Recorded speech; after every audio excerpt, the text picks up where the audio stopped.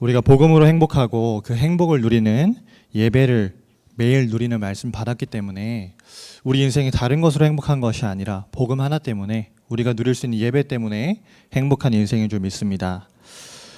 사람들은요 누구나 다 행복하고 싶어 하거든요.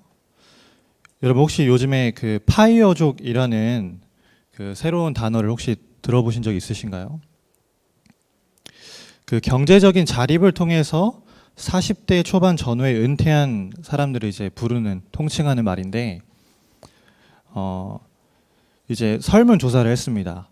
그러니까 언제 은퇴하고 싶고 은퇴하기 위해서 어느 정도까지 자산을 이제 목표로 잡고 계십니까? 이렇게 설문을 했더니요. 51세에 은퇴를 하고 싶고 늦어도요. 그리고 그때까지 내 순 자산을 13억 7천만 원을 모아서 은퇴를 하겠다. 이렇게 이제 설문조사의 통계가 나왔습니다. 그 말은 그때까지는 일을 열심히 해서 돈을 많이 벌어놓고 그 이후에는 벌어놓은 돈 가지고 일 안 하고 열심히 이제 쉽게 말하면 이제 놀고 먹겠다는 이야기죠. 행복의 기준이 돈에 있는 겁니다. 그렇죠? 일을 하고 안 하고가 중요한 것이 아니라 내가 무엇 때문에 일을 하느냐가 중요한 것인데 그런 것에 대한 가치를 전혀 모르는 것이죠. 그래서 우리는 세상의 그런 기준을 따라가는 것이 아니라 하나님이 우리에게 주시는 참된 행복을 누리는 인생으로 부름받은 것을 오늘 확인하는 예배가 되었으면 좋겠습니다. 그래서 첫 번째로 행복한 인생은 복음을 아는 인생이 행복한 인생입니다. 그럼 저와 여러분이 이미 복음을 알고 있기 때문에 이미 행복한 인생인 것이죠. 그래서 우리에게 이 복음의 행복을 누리라고 말씀하셨거든요.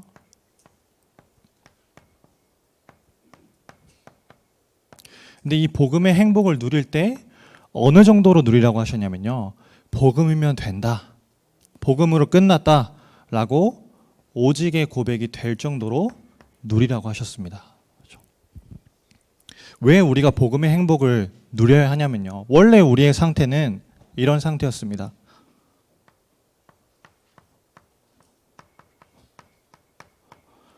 버려진 나. 그렇죠? 운명 속에 붙잡혀서 흑암에 사로잡혀서 내 생각과 마음과 영혼이 무언가에 중독될 수밖에 없는 상태 속에 있었거든요. 그러니까 무엇을 해도 영적으로나 육신적으로나 정신적으로 혼미할 수밖에 없는 거예요. 그러면서 완전히 애굽, 세상에 노예된 상태로 공허한 인생을 살아갈 수밖에 없는 버려진 나였습니다. 그런데 하나님께서 참 감사하게도 우리를 그 버려진 상태에서 건져내신 거죠. 로마서 8장 2절에 죄와 사망에서 우리를 생명의 성령의 법으로 해방하셨다고 말씀하셨습니다. 그래서 하나님께서 우리에게 아브라함에게 주신 5가지 축복을 허락하신 이유가 뭐냐? 우리를 그 축복으로 숨겨두신 것이거든요. 그렇죠? 그래서 칼빈 목사님께서 말씀하신 것처럼 인간이 원래 전적으로 타락했으나 하나님께서 인간을 구원하시기 위해서 무조건적으로 구원이라는 걸 작정하시고 선택하셨다 했습니다. 그렇죠? 그런데 그 선택이 누구에게나 해당되는 것이 아니라 구원받을 사람이 정해져 있다는 거예요. 제한된 구속이죠. 그래서 우리가 하나님이 나를 구원받기로 정하셨다면 내가 안 받겠습니다 할 수가 없는 거예요. 왜냐? 그건 불가항력적인 은혜이기 때문에. 그렇죠? 그리고 구원받은 우리를 날마다 성령으로 견인해 나가신다고 말씀하셨습니다. 그러면 지금까지 우리가 과거에 경험했던 수많은 문제와 상처, 어려움, 하나님 도대체 왜 나에게 그런 어려움을 허락하셨습니까? 우리 질문할 수 있잖아요. 이유가 하나뿐인 거예요. 하나님이 그 문제를 통해서 나를 남겨두셨던 겁니다. 남은 나로요. 그래서 하나님이 나를 남은 자로 세우시기 위해서 그 문제를 허락하셨고 남은 나로, 그렇죠? 그리고 남을 나로, 남길 나로 우리의 삶을 인도해 나가시고 있는 겁니다. 이 복음의 행복을 누리는 인생이, 이 복음의 행복을 아는 인생이 행복한 인생인 줄 믿습니다. 그래서 우리가 이제는 이 복음의 행복을요, 다른 것을 가지고 누리는 것이 아니라 이제 예배를 가지고 누리는 거예요. 행복한 예배죠. 복음의 행복을 아는 사람은요, 복음의 행복을 아는 인생인 사람은 예배가 행복해집니다. 이 속에 하나님께서 우리에게 주신 유일성의 축복이 있는 거죠. 그래서 토저 목사님이 이런 말씀을 하셨어요. 복음주의 교회에서 되찾아야 할 잃어버린 보석이 있다. 그게 뭐냐? 그게 바로 예배다. 그렇죠? 여러분, 저와 여러분에게 하나님이 주신 가장 귀한 것이 뭐냐? 보석과도 같은 것. 그게 바로 예배입니다. 그렇죠? 그럼 보석은 소중한 것이잖아요. 그럼 우리가 예배를 날마다 소중하게 생각해야 되는 것이죠. 그리고 보석은 항상 누가 있냐? 그 보석을 도둑질 해가려고 하는 존재가 있습니다. 도둑이 있죠. 사단이 우리의 예배를 빼앗아 가려고 할 때에 우리는 절대 그 예배를, 우리에게 주신 소중한 보석을 빼앗기면 안 되는 것입니다. 그래서 날마다 언약을 붙잡는 말씀 포럼을 하라고 하셨어요.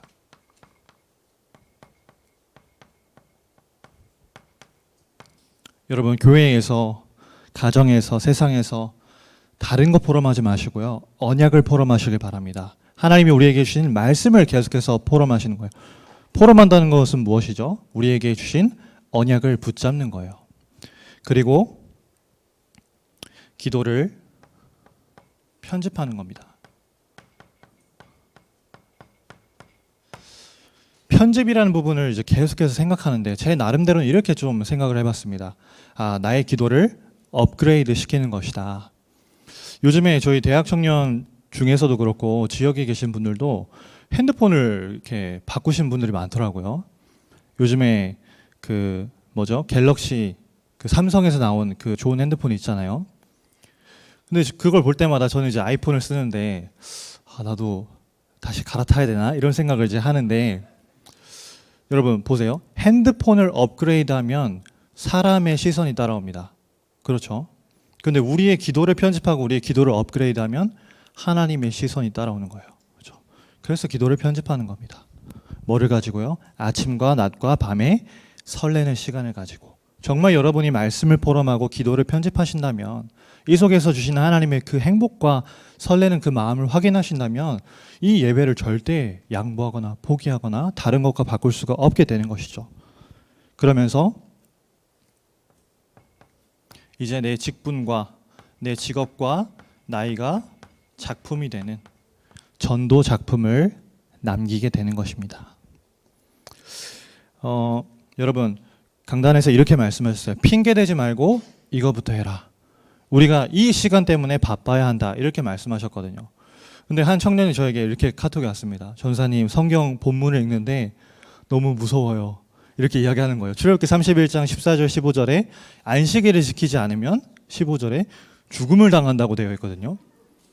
근데 이 이제 청년이 이번 주에 그 다른 주님을 너무 많이 만나가지고 교회를 못 왔어요. 못 왔는데 그 다른 주님 때문에 이제 누워서 자다가, 죄송합니다, 이제 토를 이제 조용히 이제 모악한 게 아니라 조용히 막 하는데 이게 계속 나오다 보니까 잘못하면 누가 발견해주지 않았으면 기도가 막혀서 죽을 뻔한 거예요. 실제로 그랬습니다. 근데 이제 친구들이 옆에 있었기 때문에 이제 살았는데, 그걸 이제 경험해 놓고 절대로 다시는 예배를 빠지면 안 되겠다. 몸으로 경험을 한 거죠. 여러분, 우리 몸으로 경험하지 않고 하나님께서 주신 이 행복한 예배를 그냥 누리면 될 줄 믿습니다. 그래서 세 번째로 우리에게 주신 광야의 행복이죠.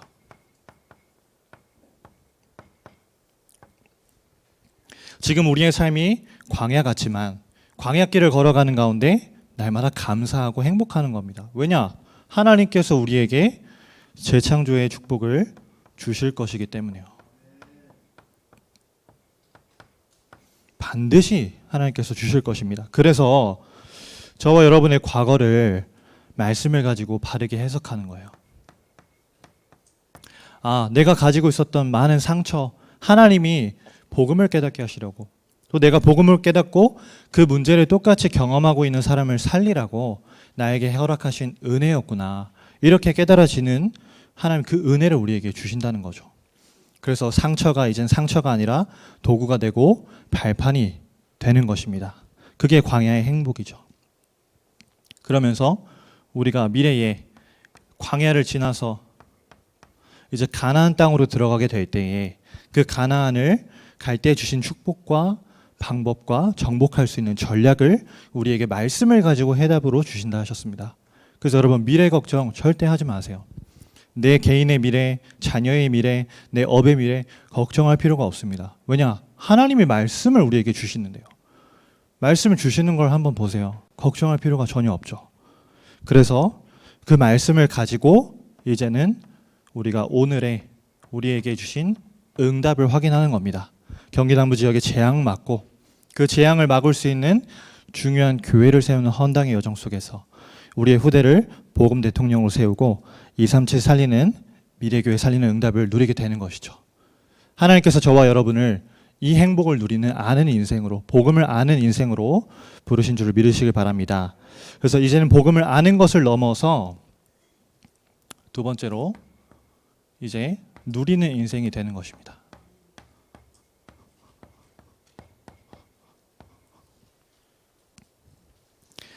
복음을 누리는 삶에 대해서 오늘 본문의 바울이 데살로니가 교회의 성도들에게 이제 권면을 하고 있는 것이죠. 사실 이제 주일날 강단 말씀 받으면서 행복한 인생 제목을 딱 잡았는데 감사하게도 이제 화요일날 훈련할 때 본부에서 이 말씀을 또 주시더라고요.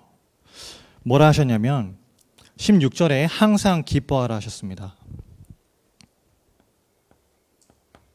항상 기뻐하라. 그렇죠. 항상이라는 건 24시를 말하는 거죠. 그래서 기뻐할 상황이 되었을 때 기뻐해라 이렇게 말씀하신 것이 아니라 항상 기뻐할 수 있을 때도 기뻐하고 기뻐할 수 없는 상황에서도 기뻐하라고 말씀하신 것입니다. 왜 항상 기뻐해야 하냐면요. 우리가 사는 세상과 또 교회 안에서도 항상 복음은 안 잡고 말만 많은 사람들이 있어요. 마치 요셉의 형들처럼요. 우리가 항상 기뻐하는, 다시 말해서 말씀을 붙잡는 힘이 나에게 없으면 이 말에 속기가 쉽다는 거죠. 이 사람 저렇고, 이 사람 이런 것 때문에 안 되고, 목사님이 어떻고, 교회가 어떻고, 여러분 그런 말에 절대 속으시면 안 됩니다. 그렇죠? 그래서 목사님 말씀하신 것처럼요. 그런 말을 들으셨을 때 단호하게 이야기하세요. 나한테 그런 말씀하지 마시라고 이야기하시는 게 내가 사는 길입니다. 그렇죠?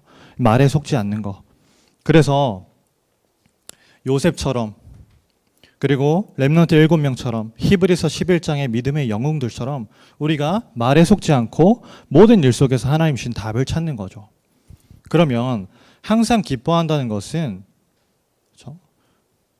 우리가 문제가 와도 그 문제 속에서 답을 찾는 기쁨이 우리에게 회복되는 것이 그렇죠? 항상 기뻐할 수 있는 비밀인 것입니다. 문제가 와도 하나님이 주신 말씀에서 이미 난 답을 가지고 있으면 걱정할 필요가 없거든요. 오히려 문제가 왔을 때 저와 여러분의 상태가 하나님이 이 문제 속에 어떠한 답을 말씀에서 주실까 혹은 주셨을까 하는 마음이, 설레는 마음이 있을 정도로 우리가 이 속에서 기쁨을 찾아내야 되는 것입니다. 그게 복음의 능력을 24시 누리는 사람의 특징이겠죠. 그래서 하나님의 형상대로 창조된 나를 치유하는 겁니다. 모든 일 속에서 나를 치유하는 기쁨을 누리는 거예요. 여러분이 정말로 이 행복한 예배가 여러분 개인의 삶에서 누려지고 지속된다면 이거는 이야기하고 싶어지거든요. 내가 누리고 있는 기쁨. 내가 문제를 만났는데 그 문제 속에서 하나님이 주신 답을 이야기할 수밖에 없습니다. 그러면 모든 현장을 이제 치유하는 답을 가진 증인으로서는 기쁨을 누리게 되는 것이죠. 우리 교회 안에 많은 우리 장로님들과 우리 귀중한 제자들의 증거들을 우리가 확인하고 있잖아요. 똑같은 겁니다.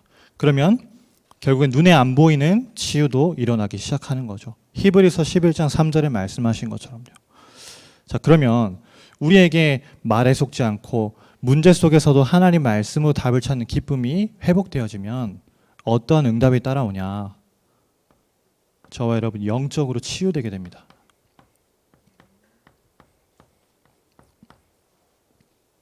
내가 계속해서 걸렸고 내가 계속해서 복음 누리는 것을 방해하고 있는 나의 상처, 각인뿌리 체질, 내가 중독된 것 더 이상 필요 없어지는 거예요. 걸리지 않게 되는 겁니다. 그죠? 아마 저와 여러분에게 하나, 두 개씩 아니면 더 이상으로 있을 수 있습니다. 내가 중독되어 있는 그 무언가, 내가 정말 이 복음을 누리는 행복 속으로 깊이 들어가야 되는데 그걸 방해하고 있는 무언가가 있거든요. 이번 주 4부 말씀처럼 내가 영적으로 도약을 해야 되는데 내가 결박을 풀지 못하도록 내 발목 붙잡는 무언가가 있어요. 근데 그게 내가 이 기쁨을 정말 누리게 된다면 없어지는 겁니다. 치유가 되는 것이죠. 내가 막 벗어나려고 발버둥 치는 것이 아니라 필요가 없어진다 하셨어요. 그렇죠? 그래서 24시는 무엇이냐? 항상 기뻐하라는 것은 무엇이냐? 모든 것 속에서 하나님이 주신 말씀 가지고 하나님이 기뻐하실 답을 찾는 것입니다. 왜냐? 하나님 말씀으로 우리에게 답을 주실 것이기 때문에요. 그리고 두 번째로 17절에 쉬지 말고 기도하라 하셨습니다.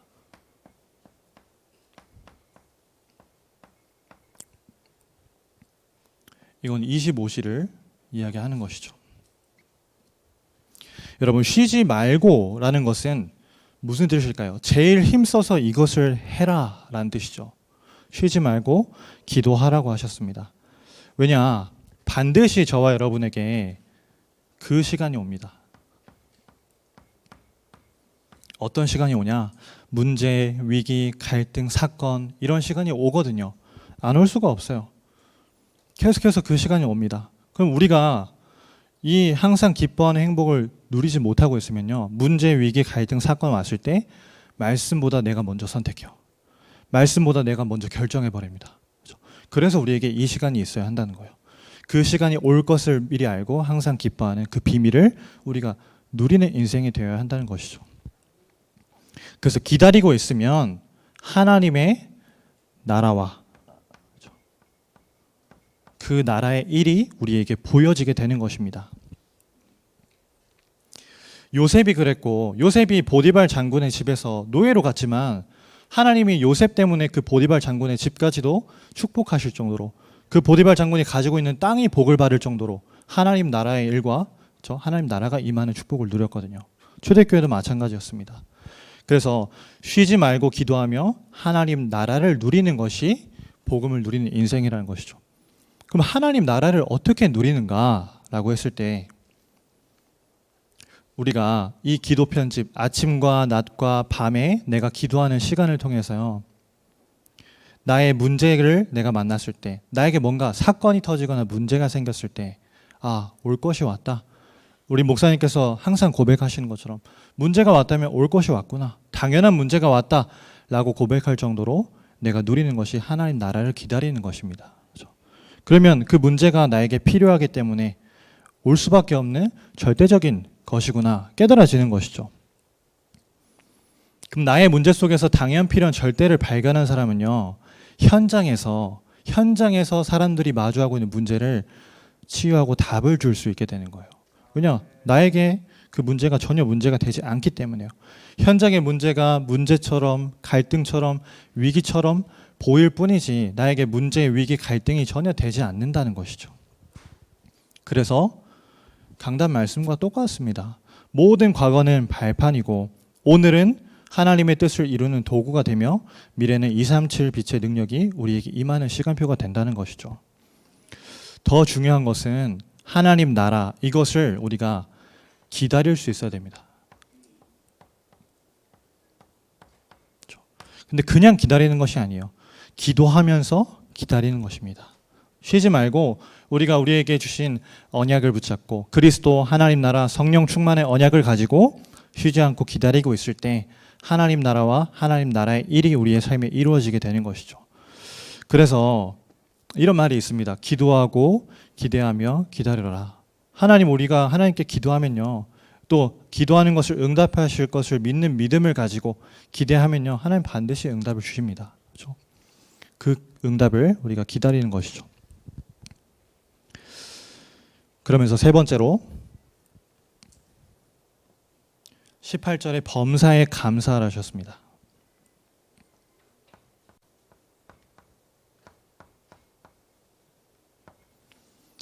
범사에 감사, 제가 스스로 생각해 봤을 때 범사에 감사할 수 있을까?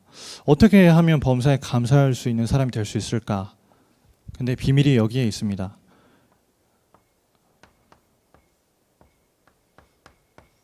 영원한 것을 미리 본 사람은요, 범사에 감사할 수 있어요. 왜냐? 하나님이 미리 우리에게 주신 영원한 것을 내가 가치를 알고 언약으로 붙잡고 있기 때문에 어떠한 일이 나에게 와도 감사할 수 있는 것이죠. 그래서 여러분 로마서 16장 20절 말씀처럼 우리를 무릎 꿇게 만들려는 흑암을 무릎 꿇게 만들어야 됩니다. 흑암을 결박하고 떠나가게 하는 것으로 끝나는 게 아니라 떠나가면 또 오잖아요. 완전히 무릎 꿇게 만들어야 됩니다. 욥의 고백처럼, 다윗의 중심처럼, 바울의 신앙 고백처럼요. 그래서 사단을 무릎 꿇게 하는 최고의 방법이 바로 감사입니다.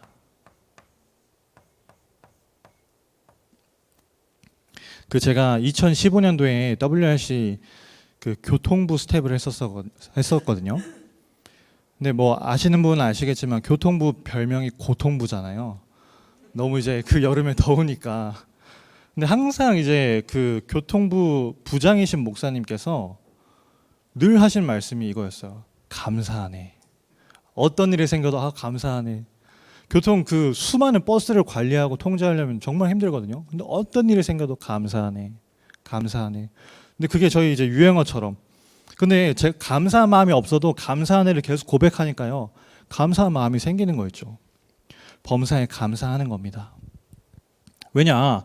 사단이 실제하고 있고 사단이 나에게 문제를 계속해서 주기 때문에 우리는 감사하면서 속지만 않으면 되는 거예요. 그래서 여러분 우리의 전무후무를 찾아내라 이렇게 말씀하셨습니다. 여러분이 혹시 지금 경험하고 계신 문제 아니면 내가 과거에 경험했던 문제 그 문제 속에서 나의 응답 나만의 응답과 나만의 사명이 발견되는 것이 나의 전무후무라고 하셨어요. 저는 한 10여 년의 시간 동안 어린 나이였지만 제가 경험한 그 교회의 어려움과 가정의 어려움 속에서 제가 목회자의 길을 가야 되는 저만의 응답과 사명을 찾아냈거든요. 그렇죠? 그게 더 이상 상처가 아닙니다. 왜냐? 하나님의 절대 언약을 그 속에서 발견했기 때문에 오히려 감사하게 되는 것이죠. 그러면서 많은 사람의 문제를 보면서 이제 나의 전무후무를 찾았기 때문에 그 사람에게 답을 줄 수 있는 거예요. 그 사람의 전무후무를 이제 알려주고 그 사람 세워줄 수 있게 되는 것이죠. 그러면 우리 교회가 붙잡은 언약처럼 치유, 시대에 숨겨진 문제를 치유하는 전무후무의 응답을 우리가 누리게 되는 것입니다. 그래서 우리가 흑암을 무릎 꿇게 만들고 범사에 감사하면 세 번째로 우리의 삶이 변하게 됩니다. 우리의 삶이 복음을 누리는 인생으로 그리스도의 답을 내고 정말 우리의 신앙의 색깔이 그때부터 변화하게 되는 것이죠. 어떤 색깔이 되냐? 믿음과 사랑과 소망의 색깔이 우리의 색깔이 되는 것이에요. 그러면서 우리의 삶에 정말 하나님의 능력과 성령과 큰 확신이 임하게 되는 것입니다. 그래서 여러분 복음을 누리는 인생은 오늘 우리가 읽은 본문의 말씀처럼 항상 기뻐하고 쉬지 말고 기도하고 범사에 감사하는 것이 복음을 누리는 인생입니다. 왜냐? 하나님이 우리에게 이미 응답될 수밖에 없는 중요한 말씀을 주셨기 때문에 그 말씀 붙잡으면 되는 것이죠. 그래서 세 번째로 이제는 우리가 복음을 알고 또 복음을 누리는 것을 넘어서 이제는 그 복음을 증거하는 증인된 인생으로 하나님께서 저와 여러분을 세워나가실 줄 믿습니다. 증인은 막 가르쳐주는 사람이 아니잖아요. 내가 응답받은 것을 보여주고 말해주고 증거하는 사람이 증인이거든요. 그래서 증인된 인생은 어떤 인생이냐? 인생 걸 가치를 아는 인생이 증인된 인생입니다.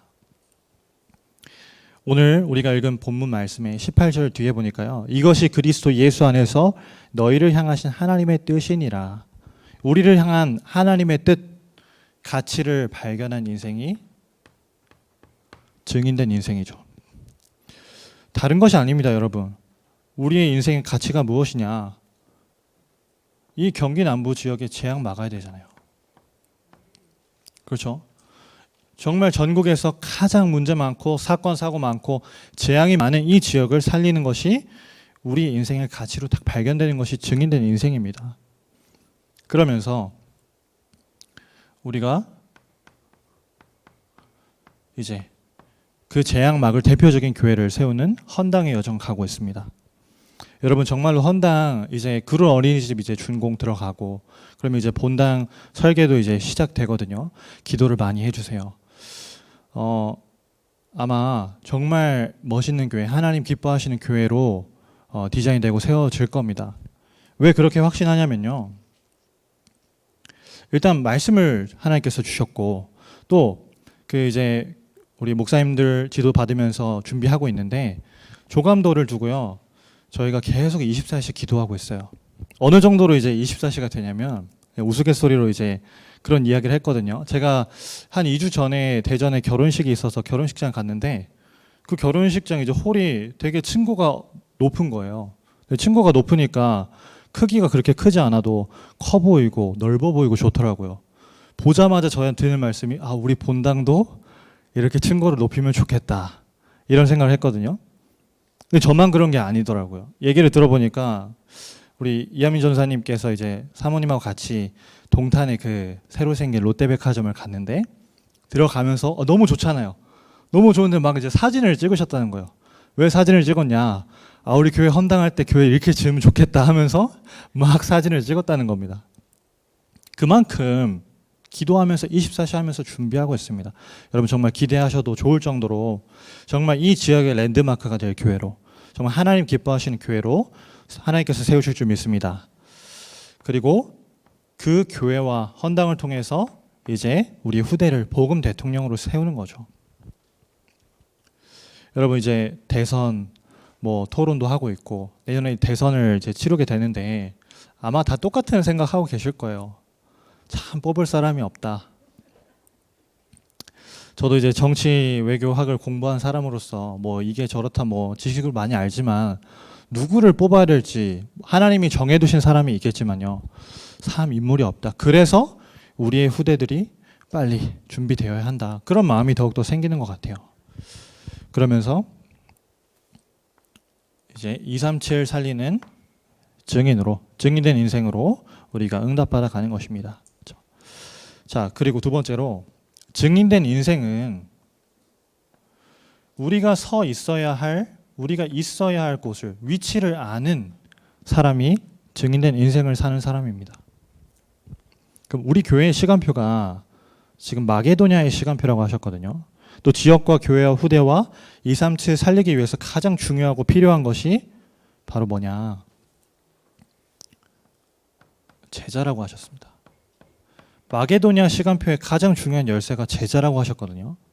그래서 증인된 인생은 저와 여러분은 늘 제자의 포커스를 두고 제자가 되는 자리에 우리의 인생을 위치시켜야 됩니다. 내가 그 자리에 위치해 있어야 돼요. 그래서 우리가 지금 전도국을 준비하고 진행해 나가고 있습니다. 전도가 우리 삶의 이유가 되고 사명이 될 수 있도록, 그렇죠? 우리 신앙생활의 결론이 뭐냐? 한 영혼을 구원하는 것. 그렇게 결론 낼 수 있도록 전도국에서 한 사람을 세워주는 것이죠. 그리고 그 복음 받은 한 사람을 잘 돕고 세워주는 양육국이요. 그리고 그 사람이 이제는 또 다른 사람을 세울 수 있는 제자로 준비되도록 훈련하는 훈련국. 오늘 예배 이후에 또 진행을 합니다. 그렇다면 여러분 그냥 교회가 이걸 하고 있구나 이게 아니잖아요. 일부러 시간을 내서라도 참여를 해야 되는 겁니다. 그렇죠? 이거를 지금 새 가족이니까 참여를 하는구나. 그런 과정을 밟아가는 사람들이 참여하는구나. 이게 아니거든요. 우리 모두가 다 여기에 들어가야 되는 거예요. 왜냐? 제자가 되어야 하기 때문에. 그리고 마지막으로 우리가 2022년을 두고 하나님께서 정말 원하시는 전도 운동을 두고 증인된 인생인 사람들이 한 마음 한 뜻으로 한 팀으로 일치될 때에 정말 그 누구도 막을 수 없는 전도 운동이 시작될 것입니다. 그래서 우리가 지금 이제 추기의 대신방을 진행하면서 그렇죠? 개인과 가정에 주시는 미션을 받고 있습니다. 여러분 어떻게 되면 되냐면요. 목사님이 주신 그 제목과 나의 삶이 완전히 일치되면 사실 끝나는 거잖아요. 그렇죠? 그냥 하나님이 저한테 그런 마음을 주시더라고요. 이제 신방을 같이 쭉 참여하는데 제가 신방, 저도 물론 신방 받았지만 제가 신방 받는 것도 아닌데 우리 장로님들 또 많은 성도님들 신방 받는 걸 함께 들으면서요. 그냥 제가 속으로 좀 많이 울었던 것 같아요. 하나님께서 우리 교회를 너무나 사랑하시는구나. 하나님께서 우리 목사님 너무나 사랑하시고 우리 교회의 중직자분들과 성도님 너무나 사랑하시는구나. 그 마음이 너무나 느껴지는 거 있죠. 그 받은 말씀을 정말로 우리가 붙잡고 계속해서 24시 할 때에 하나님과 목사님과 우리가 그 미션으로 하나로 일치가 될 때 누구도 막을 수 없는 전도 운동이 시작되게 되는 것입니다. 그리고 11월 달에 우리가 이제 추수감사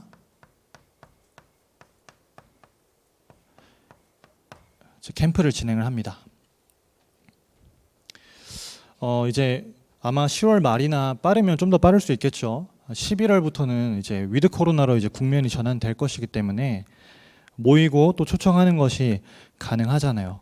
그래서 우리가 뭐 그 전에 안 해왔던 것이 아니기 때문에 지금부터 마음을 담고 우리가 초청할 대상자도 선정을 하고 기도하면서 관계를 맺고 초청해서 정말 이 시대에 재앙 만났을 때 너무나 영육 정신이 죽어가고 있는 사람들을 우리가 살려내는 전도운동으로 우리가 하나가 되는 것입니다. 그리고 지금 벌써 10월 중순인데요. 2022년이 얼마 남지 않았습니다. 참 감사하게도 3개월 전에 벌써 받을 말씀의 제목들을 주셨어요. 오직 유일성 재창조다. 그러면 오직 유일성 재창조의 응답을 두고 저는 이렇게 생각을 해봤습니다. 나는 무엇을 갱신할 것인지, 내년에 나는 무엇을 도전할 것인지 헌금 계획도 먼저 세워보고요. 또 사역을 어떻게 방향을 잡아서 해나갈 것인지 생각도 해보고요. 그렇죠? 미리 준비를 하는 것이죠. 왜냐 하나님 반드시 준비하고 기도하는 대로 응답을 하실 것이기 때문에요. 그래서 저와 여러분이 정말로 이번 남은 한 주간도 또 평생 동안에 이 복음을 알고 누리고 증인되는 행복한 인생을 살아가는 이 귀중한 축복을 우리가 함께 누렸으면 좋겠습니다. 기도하겠습니다. 하나님, 남은 우리의 인생이 일평생 행복한 인생이 되기를 기도합니다. 복음을 알고 누리며 증인된 인생이 되도록 주님께서 성령으로 충만케 하여 주옵소서. 예수 그리스도의 이름으로 기도합니다. 아멘.